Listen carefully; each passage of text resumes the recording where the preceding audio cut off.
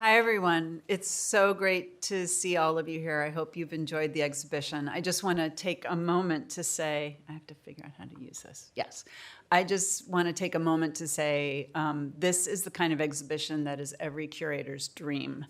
Incredible art, both with the Temple of Dendur and Giacometti, and incredible colleagues like Aude, who is now one of my most favorite people in the museum. Sorry, Neve. One of her colleagues is in the back, also a favorite person. But the most magical part of this show has actually been watching all of you walk through it and interact with it. And I always thought that when it looked like this, it was most perfect. But actually, I've come to find that seeing people walk through, it becomes even more magical. It's the other part of the equation for Giacometti. So thank you all for enjoying, and I hope that you come back and see it a bunch of times, because I think every time I see it, it's a kind of different experience. So Aude and I come from different sides of this subject, so we'll both be taking a little bit of a conversation, taking our perspectives and sharing them with you, and hopefully we'll maybe answer some of your questions.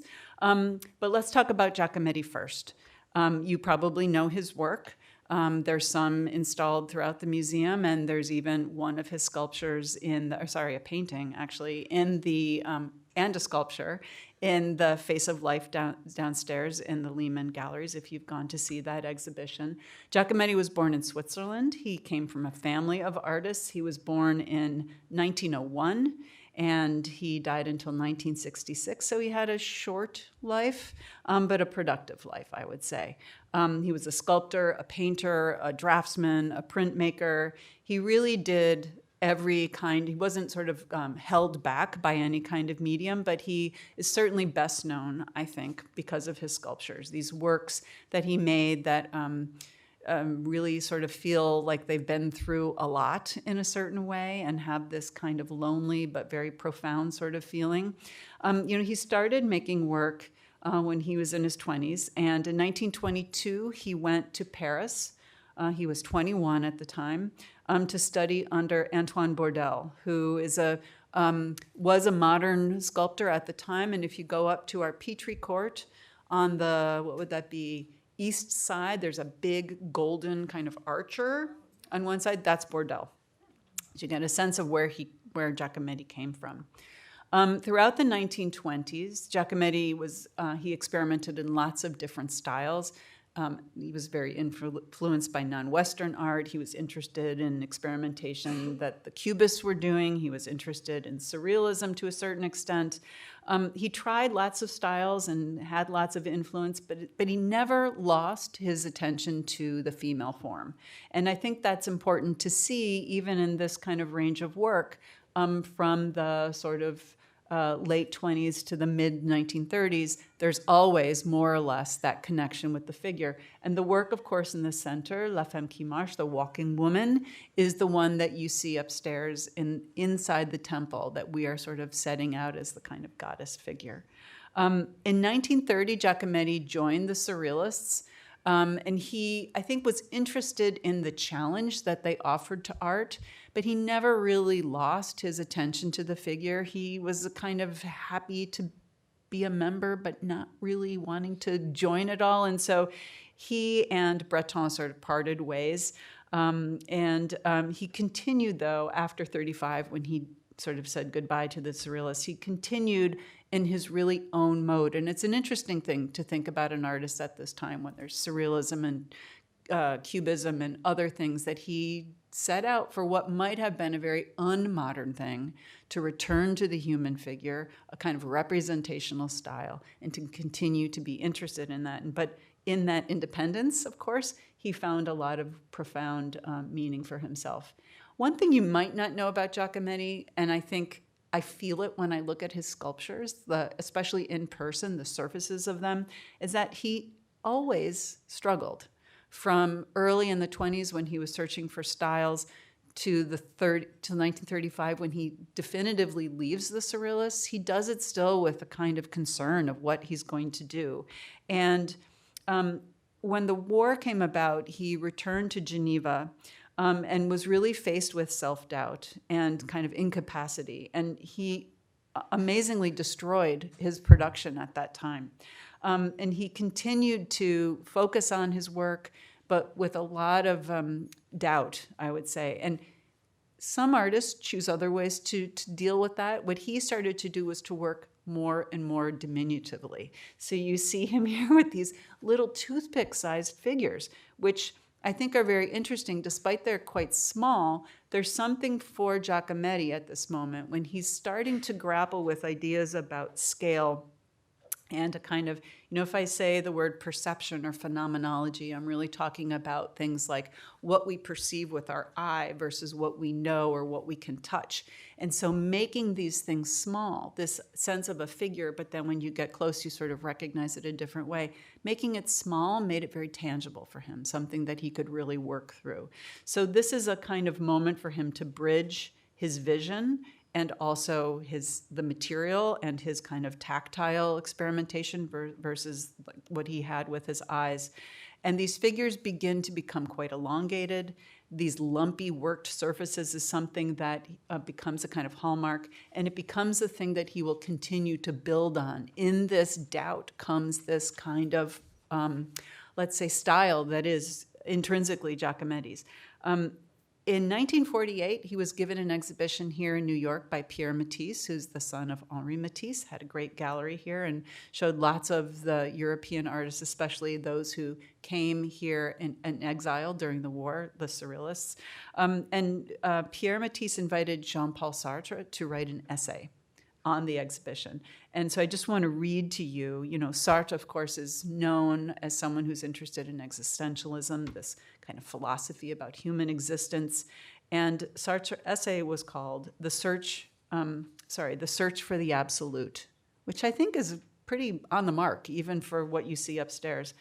And it was really the kind of reckoning, I think, of Sartre with Giacometti and Giacometti with Sartre, and it became a kind of moment, a kind of like seeing someone else who felt and was interested in some of the same things that he was. Even still, even with the growing popularity and acknowledgement of his work in the 50s, he still was completely overwhelmed by self-doubt. And I just want to read this, it just kind of makes me sad because I love artists so much. Actually, I'm terribly stuck. He writes this to his brother. I've done everything to get to this point now, but I need to get out. I've called into question every grain of plaster. I've hit the bottom, and that's the one thing that I've accomplished. And Diego, his brother, whose portrait is often painted, would worry about him at this point and urge him to not do what he did before and destroy all of his output. Can you imagine if he had done that?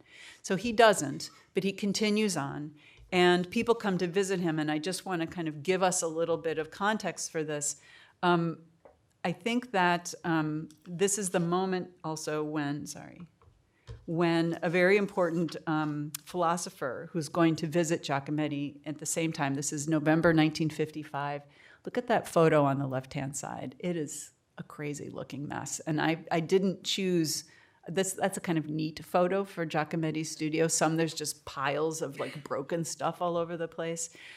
This wonderful philosopher, Isaku Yanahari, came to visit Giacometti in Paris when he was back in Paris and went to visit him. And he described the studio as and Giacometti's working method as a prodigious accumulation. Feels kind of appropriate, right? Not just of the material, but also of that working, of that effort, that kind of heavy burden of dragging all of his experience and sort of how he's going to make his next work. He said the studio was in a state, as he saw it, as chaos, but in it he saw a group of figures. That group of figures ultimately is the group of figures that you see Giacometti with in the next slide, which are the figures that you see upstairs. These were works that he was making, these women, who later become known as the Women of Venice, that Giacometti finds as this kind of almost obsession. And he will continue to make this figure over and over, almost one day.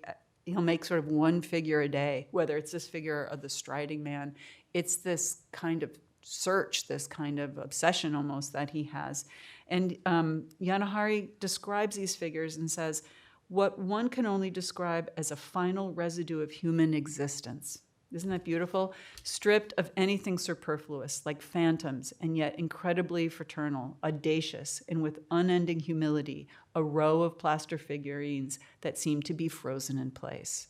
I think it must be very profound to imagine this moment after the war when everything was kind of tossed away, where people are looking for meaning. What can we paint? What can we sculpt? That there is Sartre and there's Yanahari who are finding in these forms not something that looks skeletal, which I think sometimes we go to these figures and we see, but instead this kind of powerful desire to exist almost. There's something about growth, there's something about evolution in them that I think is really profound when you think about how Giacometti is making them. It's not necessarily a negative reflection, it's actually quite positive. Giacometti in December 1955, so just a month after Yanahari visits, is invited to represent France as the sculptor at the next Biennale in Venice. And that's how these figures ended up being known today as the Women of Venice. They were shown at the Biennale. They were shown just after at another exhibition. There are many of them, but the ones that you see upstairs were the ones that were in that exhibition. They're the same ones. He also made copies of some of them. So among the works that you'll see upstairs, there's actually two that are, I don't remember if it's Women of Venice 2 or it's Women of Venice 3, but you'll see a kind of gray one next to the plaster. And that's because he also made some copies of them. And the one that's in the Met's collection, that's grayish looking, is actually plaster that's been painted white. Very, very rare. And of course, the plasters are very rare because there's only one plaster. But anyway, I just want to kind of put a fine point on how they're made and that kind of the surface and the work on them, because it's something that can often be missed, and I think it's very important, sort of witnessing that production and understanding, the kind of bit that's there. Yanahari also thought the figures resembled Egyptian funerary sculpture, which I think is kind of interesting that he is recognizing what we all see and have capitalized. So this series of attenuated female figures are the ones that you'll see, some that you'll see upstairs, and the ones that you see on the side, on the left, and the ones on the right are all from the Giacometti Foundation. And I think there's, as I've said already, there's this kind of heroic quality almost in these works, and this sense of distance, but also proximity. And I think that kind of frenzy is actually really a part of it, that somehow after searching, right, for what could be his form, that when he finds it, he can't stop making it, this kind of multiplication of all of these figures. And I think that I will, at this point, turn it over to my dear colleague, Aude, who can tell you more about where these figures are placed and why.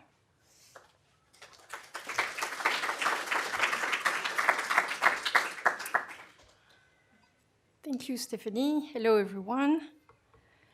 So yes, Giacometti and ancient Egypt. So throughout his career, Giacometti showed a particular fascination for the art and the culture of ancient Egypt. And I'm going to mention a few anecdotes before showing you the art that is related to this fascination and related to ancient Egypt. So already while in high school in Switzerland, in Shears, in a presentation he made for his classmates to the question, what is the most sublime culture, ours or the Egyptians? He answers that ancient Egyptian art was above that of ancient Greece and ancient Rome and, of course, contemporary West. And his first encounter with the art of ancient Egypt was through books. And here you have two of the books that were in his library. And so these remain important throughout his career. So he started to get books in the early 1920s. So the one on the left, we'll talk about it a bit later, is an important book by the first German female Egyptologist, Edwige Feschheimer, which is a book on Egyptian sculpture. And the one on the right by Ludwig Curtius is part of a series on ancient art. And so those were very important for his his production. And so, well, actually, I'm going too fast. So as a young artist, he traveled to Italy, to Florence and to Rome in 1920, 1921. And it's where, so at the time he had purchased or acquired those first books, but he also saw the first Egyptian statues in museums, and they made an impression on him. And he actually wrote to his parents about what he was seeing. So in December 1920, so December 8, 1920, he's in Florence and he writes to his parents. These last few days, I often went to the Egyptian Museum, which is actually the National Archaeological Museum of Florence. These are what I call sculptures. They have cut off what needed to be cut on the whole figure. There is not even a hole in which to slide a hand. However, we are given an impression of movement and form in an incredible way. There is a bust of a man in red granite or similar stone, which has unfortunately lost its nose, but of a greatness and power no longer seen. And they add also technique among the most refined and peculiar one can find, especially for the bas-relief. These are some which are splendid, with bulls, cows, leaping calves, goats refusing to move forward, and all the animals are full of life and character. And so this first encounter with ancient Egypt in Florence motivated him to see more when he went to Rome, where he spent a few months in 1921. And again, he writes to his parents about this aesthetic experience while in face of Egyptian artwork. So in February 4, 1921, again to his parents, until now, and I don't think it will change, the most beautiful statue I have seen is not Greek or Roman, and even less from the Renaissance. It is an Egyptian statue. In the Vatican, there are several incredibly beautiful, but almost no one pays attention to them, and they are very badly exhibited. Those idiot curators should be ashamed. Egyptian sculptures have a greatness, a rhythm of lines and forms, a perfect technique that was never used again after. All is made and measured to the smallest details. There is not a single shadow a little too strong or too weak, not a single line or form that is out of place, no hollow in which to slide a finger. And the heads seem alive. It looks like they are staring at you and talking. All the art that followed is more or less descriptive. This art doesn't come down to just forms and lines. There is obviously a very great depth of feelings.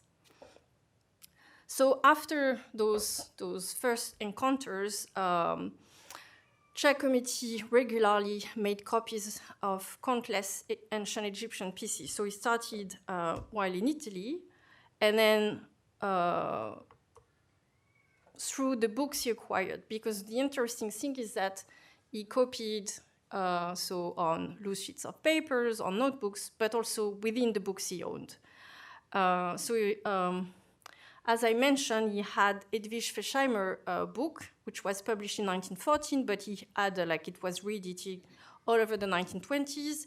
And in that book, he saw pieces from the Amarna period, so from the reign of Amenhotep IV Akhenaten, which is one that you can see here with this amazing drawing, which is at the Fondation Giacometti in Paris. And then also I put next to it a bust known as Amenophis from the 50s, because it shows, I think, the relation and how this fascination lasted throughout his career. So copied in books, which you have here on the covers of those books. And this is from a book from the 50s, so in Paris, they have his library, and so books that he acquired in 1920s and then until his death. You see here, directly on the text. And I've put some of the pieces that do exist. And the books he owned, because most of them were in German, they often show Egyptian artworks that are now in the Egyptian Museum in Berlin, in the Musée du Louvre in Paris, and in the Cairo Museum.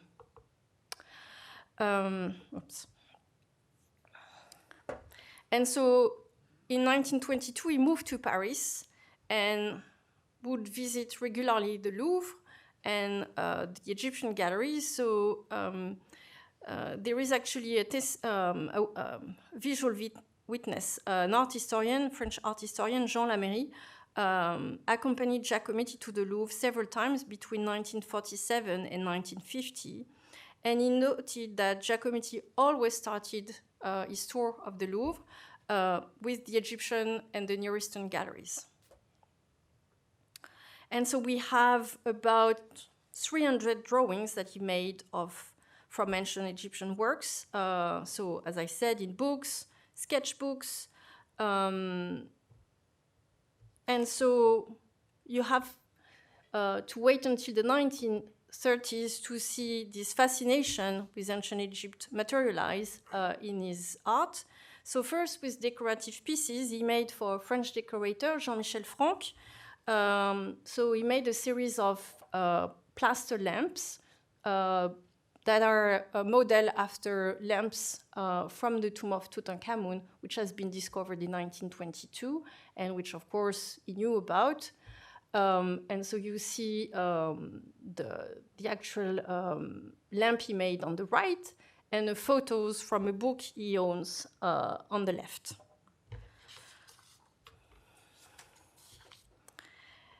And then beyond the formal aspects, it seems it's the ability of Egyptian sculptures to depict individuals that resonated with Giacometti, the way they sculpted an individual's features, but also the relationship between the human body and its support, how distance is emphasized, and how the figures are placed on a pedestal.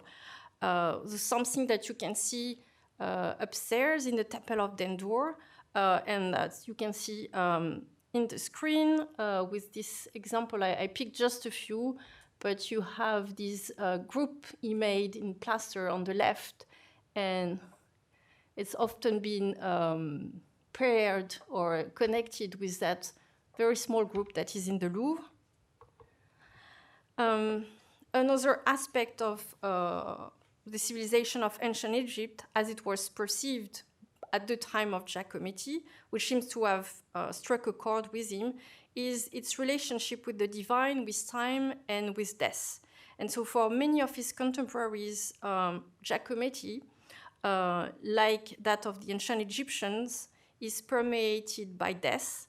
So actually what is interesting is that Giacometti made a few funerary monuments, like so the one that you have here on the slide, especially at the bottom, you see a photo. It doesn't look like that anymore, but bottom left, it's the monument he made for his father, and on the right to it, you have a sketch on an envelope of that piece, and it has been connected with a stela. The one that is on the top left, which is the stela of King Jet, which is in the Louvre, a monumental stela from the early dynastic period. So people have seen a connection between those two, it's a piece that he could see. But there is something I found while reading about Giacometti and ancient Egypt, is that some people have also connected it with a piece in the Met, which is the stela that you have on the right, of King Raneb, or Nebra, which was acquired in the 1960s, in 1960, yes, but that was in a Swiss collection and in a Swiss gallery sometime in the 50s, and some people wonder if actually Giacometti didn't see it, and I've seen at least perhaps. It's the same kind of royal stela, so we don't know, but it's interesting. And then on the right, you have a monument he made. I think it wasn't realized, but it's that he conceived for Gabriel Péry, who was a French resistance fighter, was killed during the war.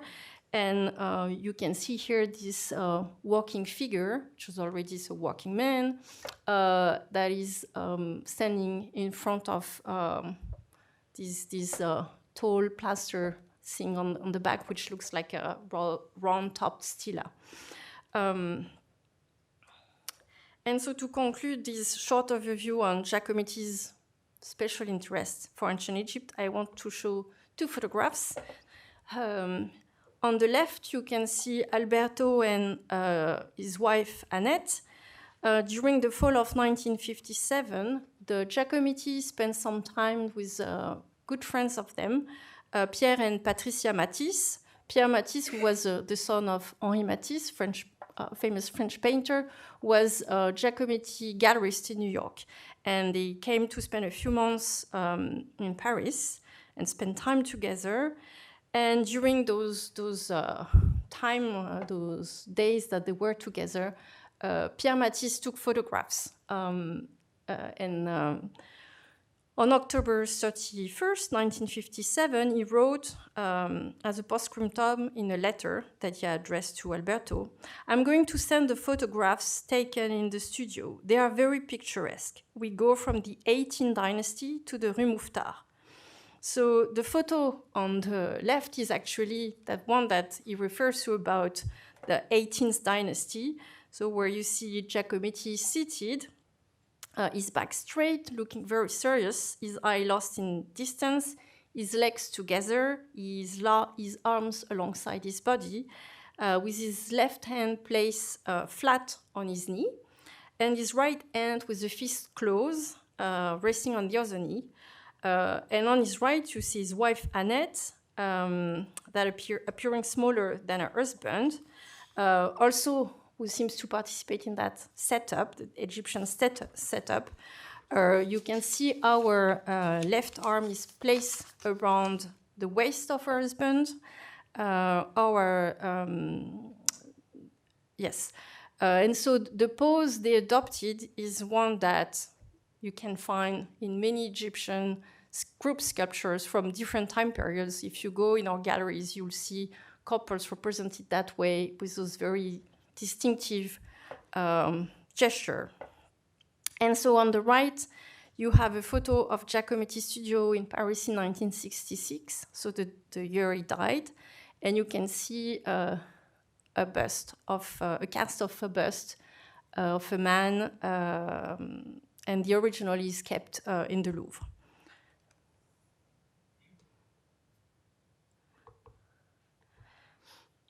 So Giacometti is really a special case in the artists of the first half of the 20th century. Many of them looked at Egyptian art, were interested in it, but for Giacometti, Egypt wasn't a passing interest. It was something that accompanied him throughout his life. And so the topic itself, so Giacometti's fascination for ancient Egypt, was already the subject of two exhibitions. One in Berlin in 2008,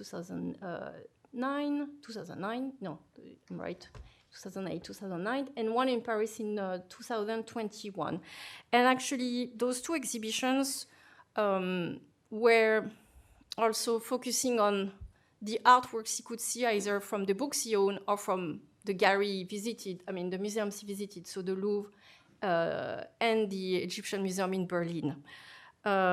This meant that when the Met and the Fondation Giacometti in Paris decided to present that aspect of Giacometti's work to visitors here on this side of the Atlantic, we had to think differently.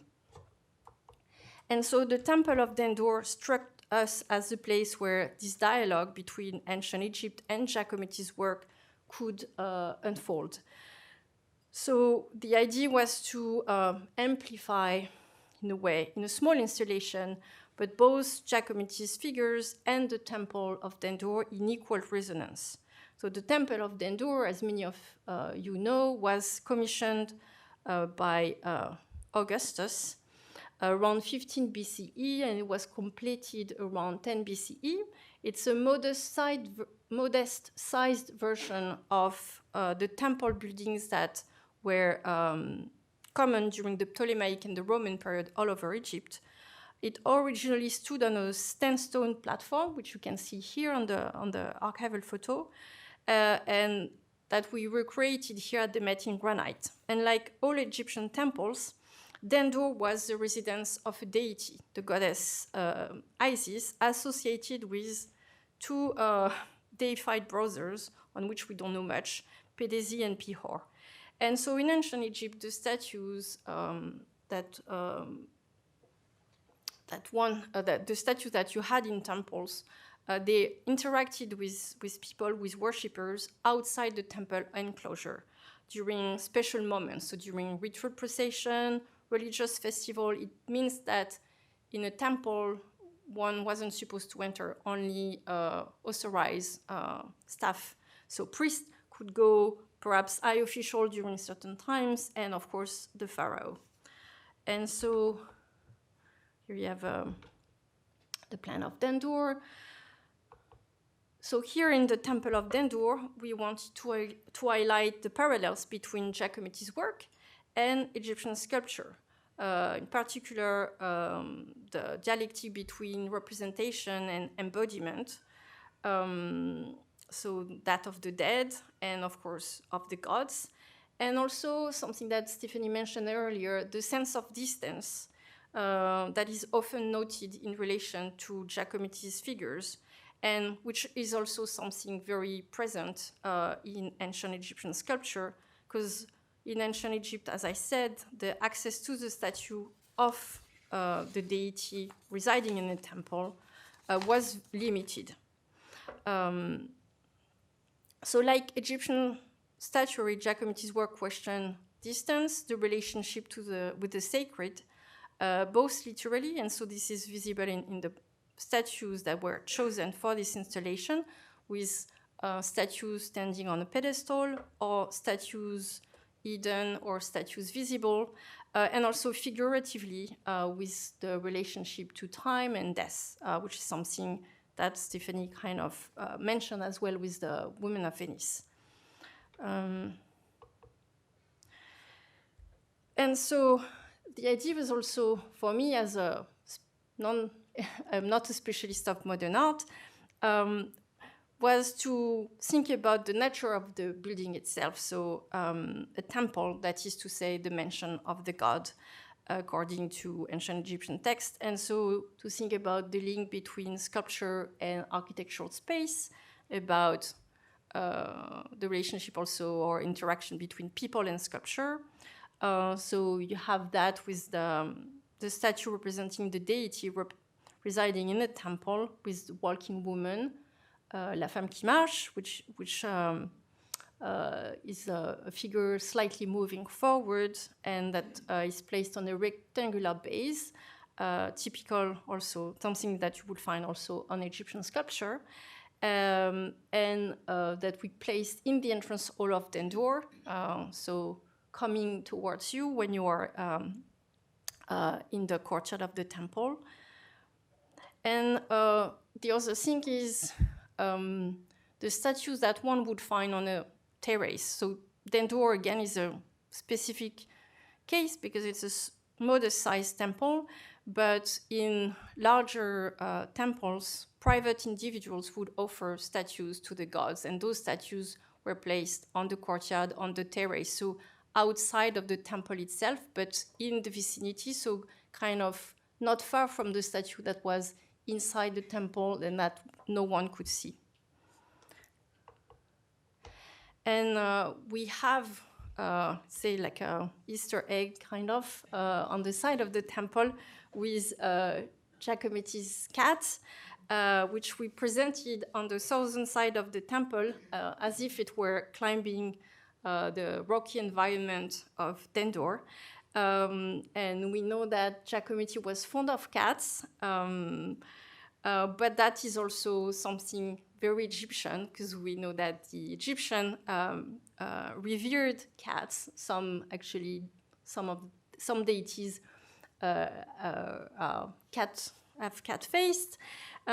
faces, and so cats could be seen all over ancient Egypt. I also read recently that all the cats that you have in the world, like it seems now that those zoologists they all actually, in terms of species, they all come from Egypt, from different roots, but it's interesting.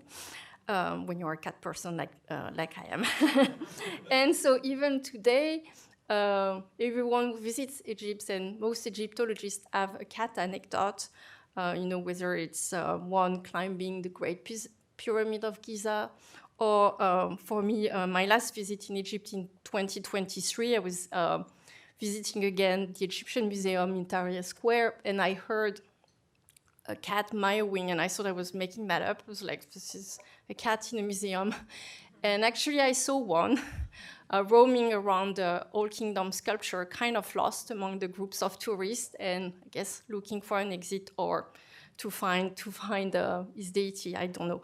But yes, there was it's a bit different from the rest of the exhibition, from the rest of the artworks you have. And so I hope that, for me as an Egyptologist, what I think is interesting with what we did with Giacometti in the Temple of Dendur is to invite you to look at this temple dedicated to the great goddess Isis in a different light, and to think about how people would have interacted or just, moved in that space in ancient times.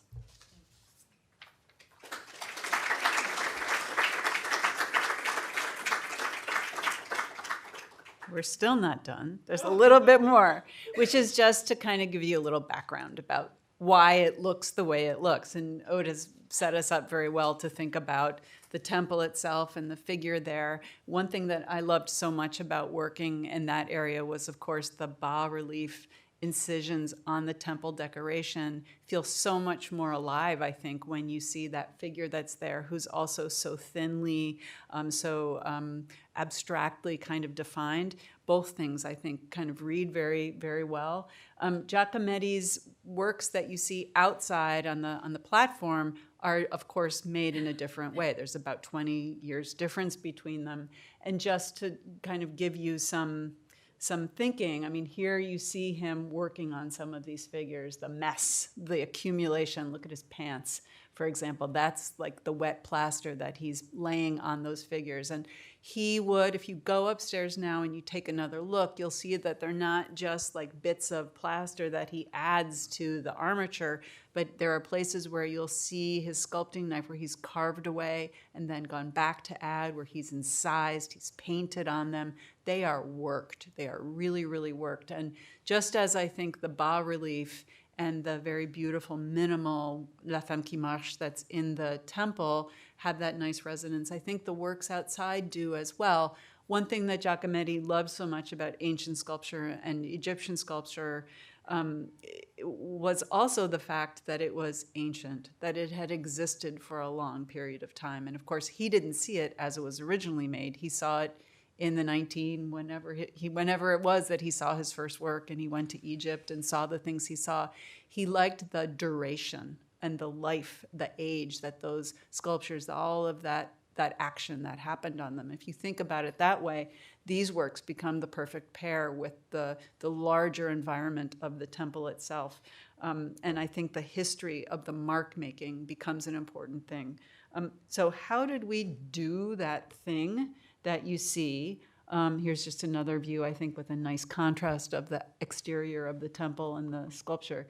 But this kind of view that Aude and I got together and putting these figures, I read one crabby critique where a review, there have been a few, like the Temple of Doom, which I thought was really a spicy one, but someone said how they were sort of irritated that we didn't put the sculptures like talking to each other. And, we took our cue from Giacometti himself. You saw in this presentation already a few examples of Giacometti's multi-figure kind of combinations. And there's a whole series of works that we could have also shown you of these beautiful platforms with some of those little stick figures. The beautiful thing, I think, about Giacometti's work, and this is maybe more personal than, something Giacometti would be happy to hear me say, but I think these figures are as much alone as they are together. There's a feeling of community almost in them.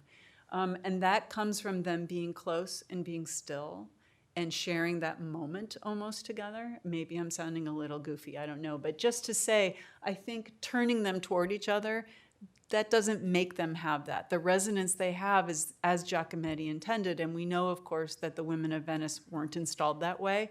So we took our cue about putting these works together on the platform really from the artist himself. And I think that's important for us. We tried, there's lots of ways in this day where we want to put different periods together, of having one work from one period in a room of other things or vice versa. And Aude and I felt very much in our collaboration together that we wanted both works of art, the Temple of Dendur as well as Giacometti's works, to really be, as Aude said, in resonance, that there's a dialogue and a mutual sort of respect almost in them, and that this kind of perfect combination. So it was, in all cases, really trying to follow the artist's idea, follow the tempo of the temple itself.